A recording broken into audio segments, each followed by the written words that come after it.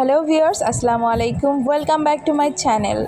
আজ আরেকটি নতুন ভিডিও নিয়ে চলে এসেছি আপনাদের সামনে। আজ রান্না করে দেখাবো গরুর চামড়া ভুনা।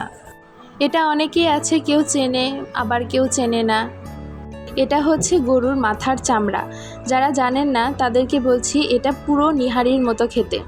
এই রান্নাটি বাসায় কিভাবে সহজেই রান্না করবেন চলুন দেখিয়ে দিই। এখানে আমি প্রায় 3.5 কেজির মতো মাথার চামড়া নিয়েছি। আর এই চামড়া পরিষ্কারের ভিডিও ইউটিউব চ্যানেলে দেওয়া আছে, আপনারা চাইলে দেখে নিতে পারেন। প্রথমেই এখানে দিয়ে দিব 4-5টার মতো এলাচ, তারপরে দিয়ে দিব 3-4টা দারচিনি, এবার দিয়ে দিব তেজপাতা, বড় 2টি কালো এলাচ আর 1 কাপ পেঁয়াজ কুচি দিয়ে দিয়েছি। এবার দিয়ে দিব কাঁচা মরিচ, এটা ফ্লেভারের জন্য, আপনারা আপনাদের পছন্দ মতো দিয়ে দিতে পারেন। এবার দিয়ে দিচ্ছি 4 টেবিল চামচ আদা বাটা, এরপর দিয়ে দিব 4 টেবিল চামচ রসুন বাটা, এরপর অ্যাড করব স্বাদ মতো লবণ, এরপর দিব 2 টেবিল চামচের মতো হলুদের গুঁড়া, এরপর দিয়ে দিচ্ছি মরিচের গুঁড়া। আপনারা আপনাদের পছন্দ মতো ঝাল কমিয়ে বা বাড়িয়ে নিতে পারেন। এরপর দিয়ে দিচ্ছি ধনিয়া গুঁড়া।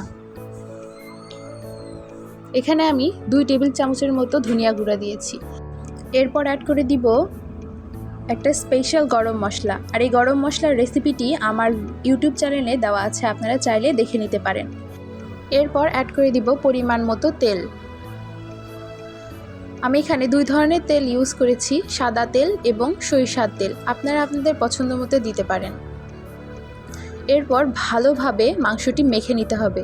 আপনি যত ভালো করে মাংসটি মাখাবেন ততই এর টেস্ট বেড়ে যাবে। আপনারা চাইলে এই রান্নাটি প্রেসার কুকারেও করে নিতে পারবেন। প্রেসার কুকারে করলে এটি খুব সহজে এবং তাড়াতাড়ি হয়ে যায়। রান্নাটি আমি চুলায় করেছি, তাই আমার প্রায় আধা ঘন্টার মতো সময় লেগেছে।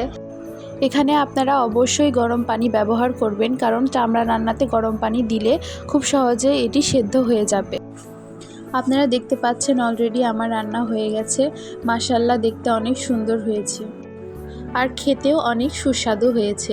আপনারা অবশ্যই এটা একবার হলেও বাসায় ট্রাই করবেন। আপনারা চাইলে এই রেসিপিটি যে কোনো রুটি, পরোটা, নান, খিচুড়ির সাথেও সার্ভ করতে পারেন। আর আমার চ্যানেলে এই পরোটার রেসিপি দেওয়া আছে, আপনারা চাইলে একবার দেখে আসতে পারেন। আশা করি আজকের রেসিপিটি আপনাদের কাছে ভালো লেগেছে। যদি ভালো লেগে থাকে অবশ্যই সাবস্ক্রাইব করে পাশে থাকবেন। আল্লাহ হাফেজ।